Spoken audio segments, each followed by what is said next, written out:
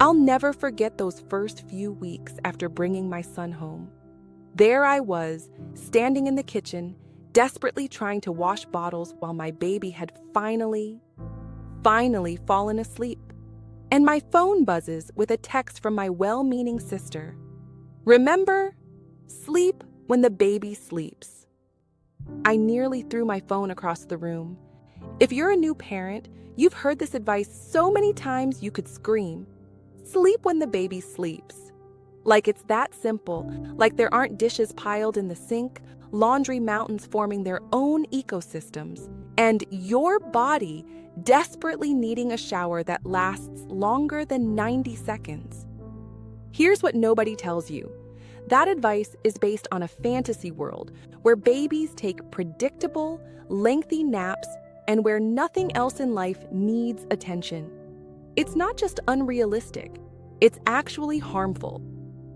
It sets up impossible expectations that leave you feeling like you're failing when you can't make it work. I remember one night, after my son had been up every 45 minutes for hours, he finally drifted off at 6 a.m. and I laid there, exhausted, but completely unable to fall asleep.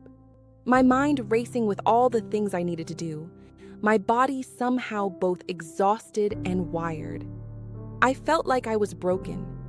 Why couldn't I just sleep when the baby sleeps like everyone kept telling me? What I didn't know then is that sleep doesn't work like a light switch. You can't flip it on just because your baby decided to take a 20-minute power nap. Our bodies need rhythm, consistency, and most importantly, we need REM sleep. Those deep restorative cycles that rarely happen during fragmented baby-synchronized naps. When I was writing my book on infant sleep patterns, I interviewed over 200 parents. And do you know what I found? The parents who were coping best weren't the ones trying to match their baby's chaotic sleep schedule. They were the ones who had created systems that allowed at least one parent to get consolidated blocks of sleep.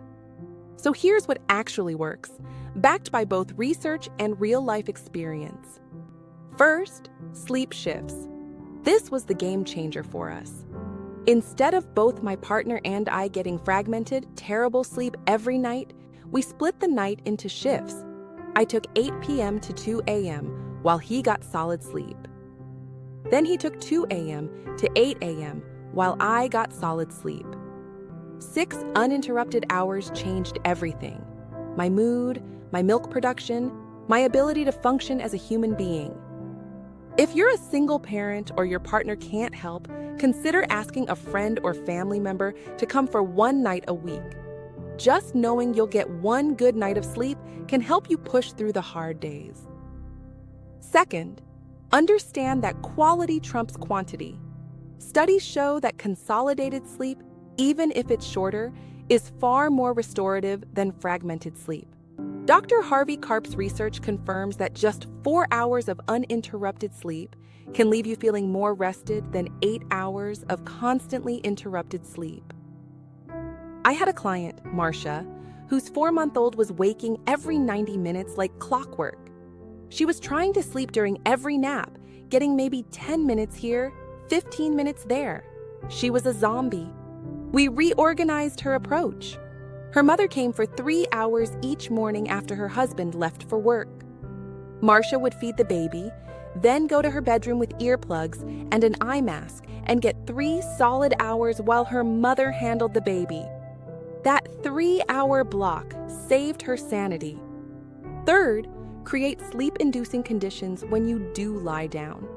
The biggest mistake I see parents make is scrolling through their phones during babies' naps.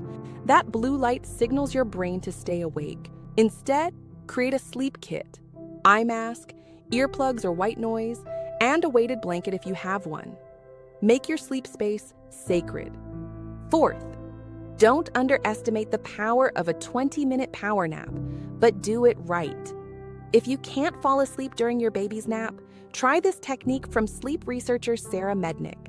Drink a small cup of coffee, then immediately lie down for 20 minutes. The caffeine takes about 20 minutes to kick in, so you'll wake up as it's hitting your system. This coffee nap is proven to be more effective than either coffee or napping alone. Fifth, and this one is crucial, let go of the guilt. Every time you can't sleep when your baby sleeps, you are not failing. Your body and mind aren't designed to perfectly sync with an infant's sporadic sleep patterns.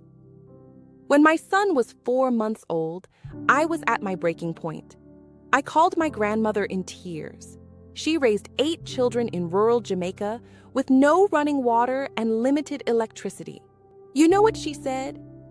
"Child, nobody sleeps when the baby sleeps. That's when you breathe." She was right.